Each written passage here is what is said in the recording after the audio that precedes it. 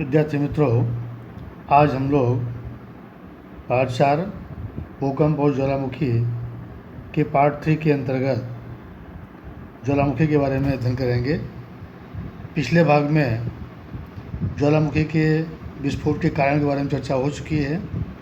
आज हम ज्वालामुखी के कितने प्रकार हैं, कितने प्रकार के ज्वालामुखी होते हैं, उसके बारे में चर्चा करेंगे।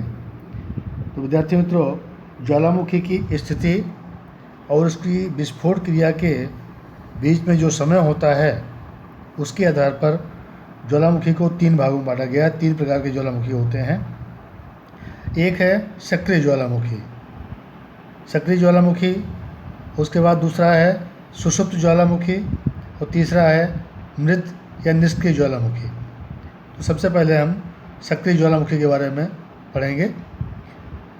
तो सक्रिय ज्वालामुखी किसे कहते हैं कि जिस ज्वालामुखी से विस्फोट होने के बाद उसमें से निकलने वाले पदार्थ जैसे लावा, वाष्प, वायु एवं अन्य गैसें लगातार निकलते रहते हैं, उनके निकलने की क्रिया लगातार जारी रहती है, ऐसे ज्वालामुखी को हम सक्रिय ज्वालामुखी कहते हैं। फिर से एक बार, कि जिस ज्वालामुखी के विस्फोट से उसमें से लावा, वाष्प, वायु एवं अन्य पदार्थ लगातार निकलते रहते हैं, इस क्रिया को इसे हम सक्रिय ज्वालामुखी कहते हैं। उदाहरण के रूप में इटाली में स्थित एटना ज्वालामुखी इसका प्रत्यक्ष उदाहरण है, जो पिछले 2500 वर्षों से लगातार सक्रिय है। उसमें से लगातार ये पदार्थ जो है उसमें से निकल रहे हैं। सिसिली के लिपारी टापू पर स्थित स्ट्राम्बोली ज्वालामुखी में लगभग प्रति 15 मिनट के बाद विस्फोट होता रहता है। मतलब ये हुआ कि हर 15 मिनट के बाद उसमें से विस्फोट होता है और पदार्थ बाहर निकलते रहते हैं। उसके बाद में विश्व का सबसे ऊंचा सक्रिय ज्वालामुखी जो दक्षिण अमेरिका में आया हुआ है, दक्षिण अमेरिका में स्थित है कोटोपैक्सी, जिसकी ऊंचाई 6500 मीटर है। ये विश्व का सबसे ऊंचा ज्वालामुखी है। इसके बाद स्ट्राम्बोली भूमध्य सागर में प्रकाश स्तंभ के रूप में प्रसिद्ध है। स्ट्राम्बोली क्योंकि उसमें से जो निकलने वाली गैसें हैं, उन गैसों का प्रकाश बहुत दूर से दिखाई देता है। ठीक इसी प्रकार अपने भारत में अंडमान द्वीप समूह में स्थित जो बेरन टापू है, वो लंबे समय तक सक्रिय रहता है। ये क्रिया उसी से ही ये सक्रिय ज्वालामुखी कहलाता है। पहले मतलब सक्रिय ज्वालामुखी संक्षेप में ये कहेंगे कि जिस ज्वालामुखी में विस्फोट होने के बाद उसमें से भूगर्भ से अनेक पदार्थ लगातार निकलते रहते हैं, अर्थात पदार्थों को निकलने की क्रिया लगातार जारी रहती है, ऐसे ज्वालामुखी सक्रिय ज्वालामुखी कहलाते हैं। इसके उदाहरण के रूप में इटाली का एटना ज्वालामुखी है, सिसिली के लिपारी टापू पर आया हुआ स्ट्राम्बोली ज्वालामुखी है, उसके बाद दक्षिण अमेरिका का कोटोपैक्सी ज्वालामुखी है और भूमध्य सागर में आया हुआ स्ट्राम्बोली, ये सक्रिय ज्वालामुखी के मुख्य उदाहरण हैं। दूसरा है सुषुप्त ज्वालामुखी।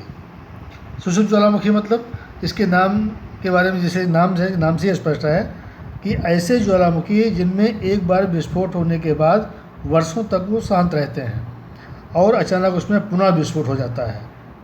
जैसे कोई आदमी है, अगर सो रहा है तो सोने की उसके समय निश्चित नहीं होता कि वो कब जग जाएगा। तो वर्षों से शांत पड़े हुए ज्वालामुखी में अचानक विस्फोट होने से फिर जो उसमें भूगर्भ से पदार्थ निकलने लगते हैं, तो ऐसे विस्फोट को, ऐसे ज्वालामुखी को हम सुषुप्त ज्वालामुखी कहते हैं। सुषुप्त ज्वालामुखी का जो प्रत्यक्ष उदाहरण है वो इटाली में आया हुआ वेसुवियस ज्वालामुखी इसका प्रत्यक्ष उदाहरण है, जो कई वर्षों तक विस्फोट होने के बाद सुप्त अवस्था में पड़े रहने के पश्चात 1931 में पुनः उसमें विस्फोट हुआ था और उसके बाद फिर से शांत हो गया। इसी प्रकार से सुषुप्त ज्वालामुखी का उदाहरण है इंडोनेशिया का क्राकाटोआ और चिली में स्थित एकानकागुआ और जापान का फ्यूजियामा सुप्त ज्वालामुखी है।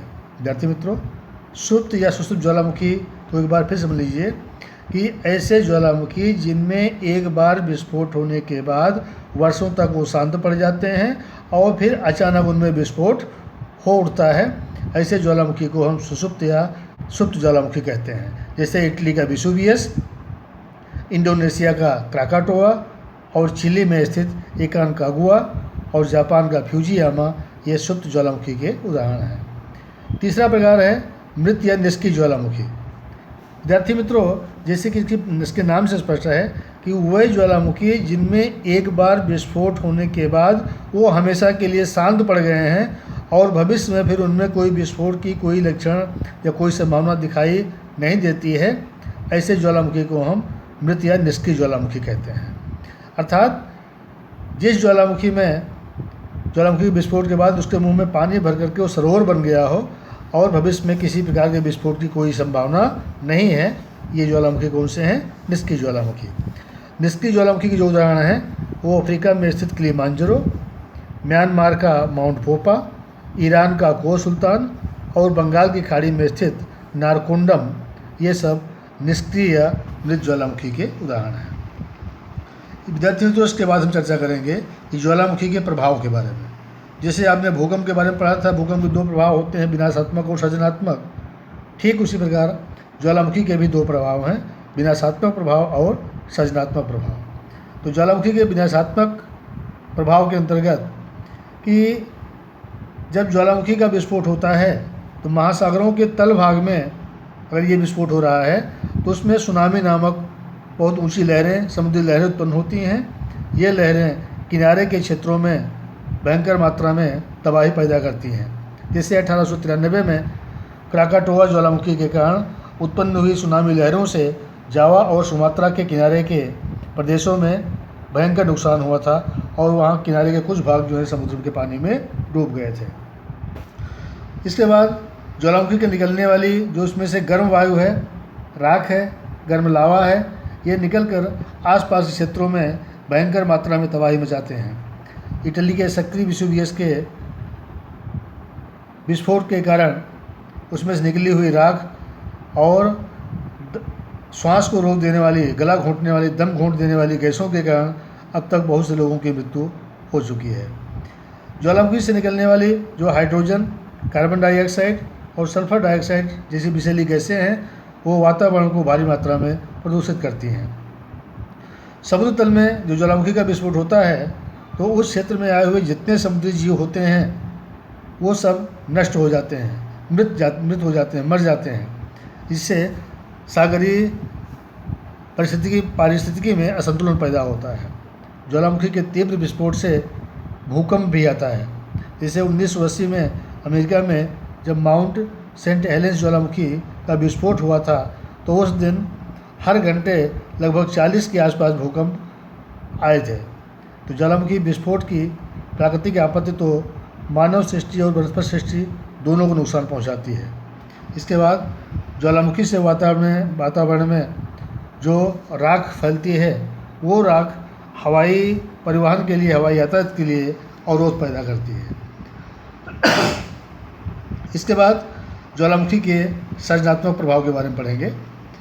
तो ज्वालामुखी जो है वो एक तरह से प्राकृतिक सेफ्टी वाल्व के रूप में कार्य करता है, सुरक्षा वाल्व के रूप में कार्य करता है, जिसके माध्यम से मैग्मा और भारी दबाव वाली गैसें भूगर्भ से बाहर निकल जाती हैं। अर्थात जो भूगर्भ में जो मैग्मा होता है, जो द्रव अवस्था में होता है, या भारी गैसें होती हैं, जब ज्वालामुखी का विस्फोट होता है तो अंदर से बाहर निकल जाती हैं, जिससे सुरक्षा बनी रहती है। तो ज्वालामुखी की क्रिया पृथ्वी की उत्पत्ति के इतिहास के बारे में और उसकी आंतरिक संरचना के बारे में जानकारी प्रदान करने में काफ़ी मददरूप होती है। ज्वालामुखी के विस्फोट से जो लावा बाहर निकलता है वो लावा पृथ्वी की सतह पर उसके जमने से अनेक प्रकार के खनिजों की प्राप्ति होती है।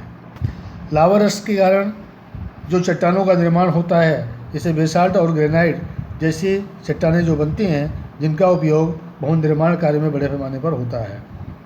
लावा में चट्टानों के घुल जाने के पश्चात उपजाऊ ज़मीन की प्राप्ति होती है। ये ज़मीन जो लावा रस से बनी हुई होती है वो गन्ना, कपास, तंबाकू, गेहूँ जैसी फसलों के लिए बहुत अधिक मात्रा में उपयोगी साबित होती है। ज्वालामुखी के विस्फोट से जो राख उसके आसपास के क्षेत्रों में बिखर जाती है, जिसके परिणाम स्वरूप खेतों और बगीचों की ज़मीन अत्यंत उपजाऊ बनती है। उदाहरण के रूप में इटाली में जब वेसुवियस ज्वालामुखी का विस्फोट हुआ था तो उसके ढलान पर उस पर निकलने वाली राख जो जमा हुई थी वो ज़मीन जो है इतनी उपजाऊ बन गई कि उस ज़मीन में अंगूर का सबसे अधिक उत्पादन होता है।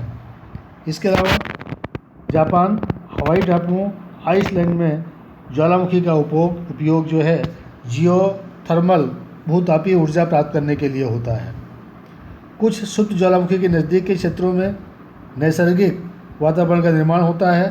परिणाम स्वरूप यहाँ पर पर्यटन स्थल के रूप में स्थल विकसित होते हैं। जैसे जापान का उंजे जो ज्वालामुखी है, जापान उंजे ज्वालामुखी से 50 किलोमीटर दूर स्थित आया हुआ माउंट आशो, जिसकी गणना सुंदर पर्यटक स्थल के रूप में की जाती है क्योंकि उसमें से निकलने वाली जो सुंदर सफ़ेद धूम्र रेखाएं होती हैं वो पर्यटकों के लिए आकर्षण का केंद्र बनती हैं।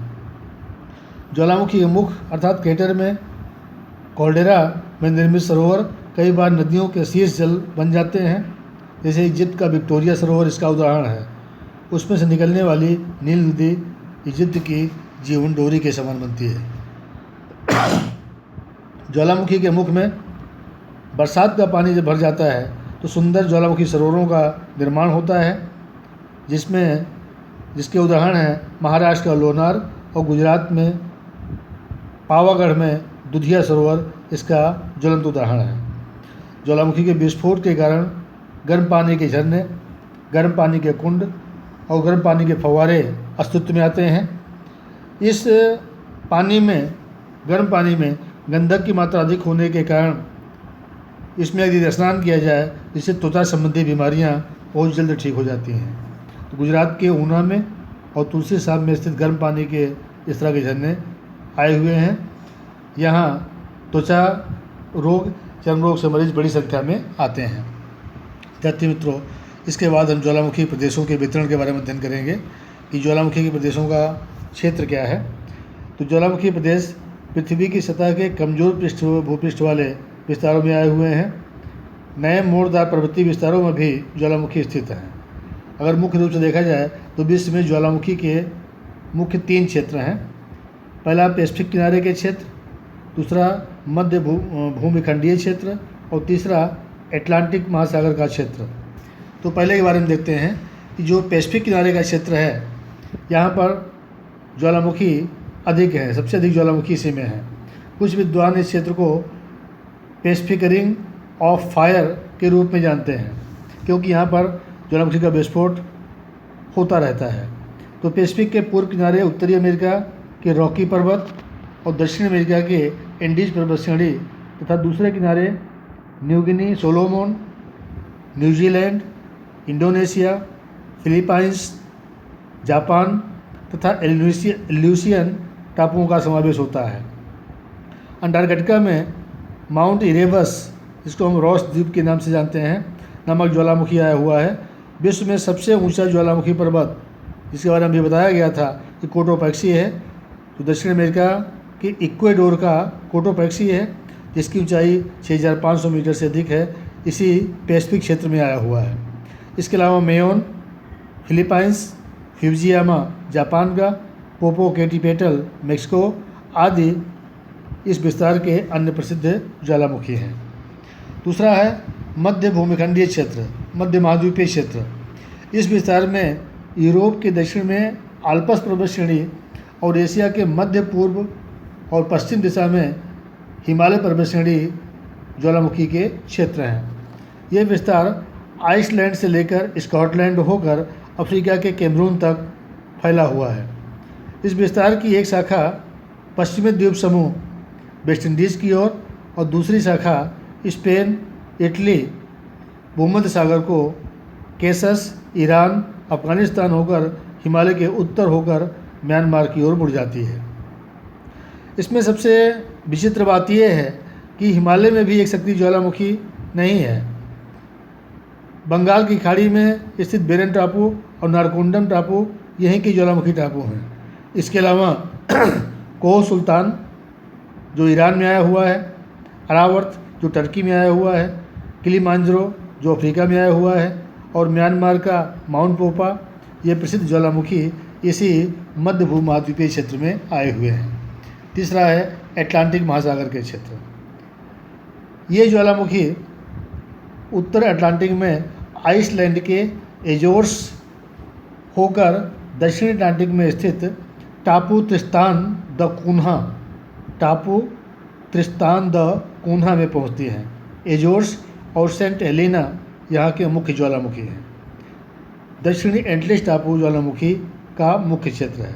तो विद्यार्थी मित्रों, आज आपने ज्वालामुखी के प्रकार, कितने प्रकार हैं? 3 प्रकार हैं, सक्रिय, सुषुप्त और निष्क्रिय। ज्वालामुखी का सृजनात्मक प्रभाव, ज्वालामुखी का विनाशात्मक प्रभाव और ज्वालामुखी प्रदेशों के वितरण के बारे में आज आपने पढ़ा। यहीं पर आपका ये पाठ पूरा होता है। आप इस वीडियो को ध्यान से सुनेंगे, समझेंगे, देखेंगे और जो प्रश्न दिए जाएं आपको, उसके आधार पर प्रश्नों का उत्तर लिखेंगे। थैंक यू, धन्यवाद।